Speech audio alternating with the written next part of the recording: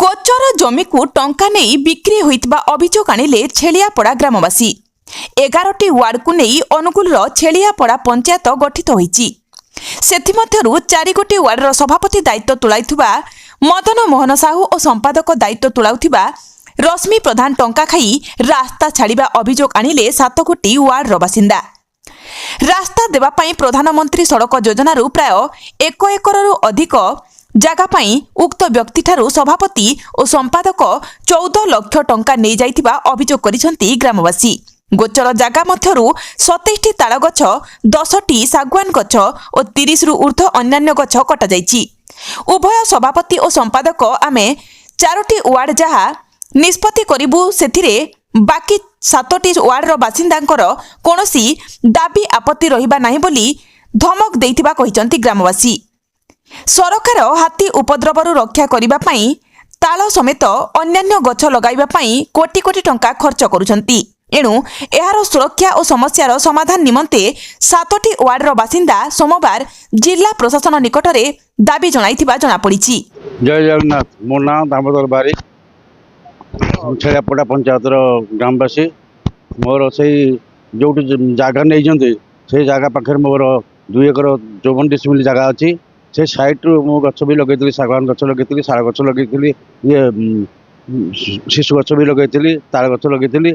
से माने से 14 लाख टंका नहीं सरपंच ये सभापति मदन साहू आउ रश्मि सेक्रेटरी से 14 लाख टंका नहीं गछ काटी मो जगार आज्ञा ना जिते सरकारी जगह पाखे थिला आम गछ लगे देलु।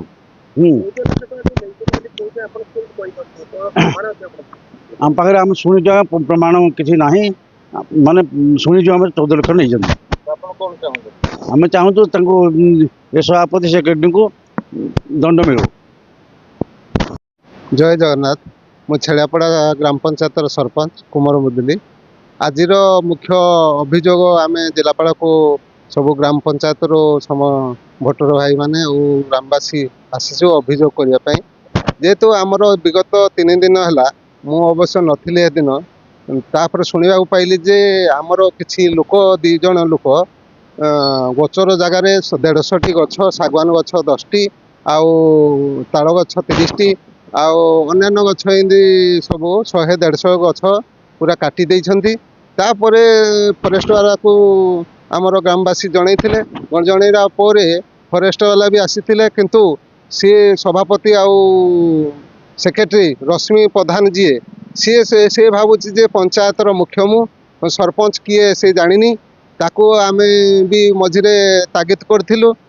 ता बाद भी सी 2 जन गोटे प्लॉटिंग करिया पई जगह जने किणीची ताको 1.5 एकर गोचर जगह दवा पई से माने 14 लाख टंका ताको आनी छंती।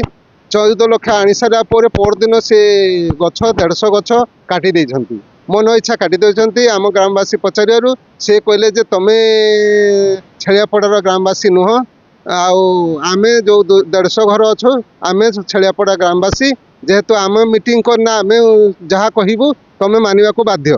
तेणु समस्ते ग्रामवासी एकजुट होई आमे विरोध करथिलु। विरोध करिया सत्ते भी से माने फॉरेस्ट रेंजर नहीं ताकू से को कारण पुणी संध्यारे छाड़ीदेले अगी रेंजर किछि पैसा लांच नहीं छाड़ी देइछि ताहा आमे डीएफ ऑफिस अबिका जीवु आम बुझिबु। बुझिला परे ताहा परे आमे जिलापाल को पुणी एसपी ऑफिस की जणैबु।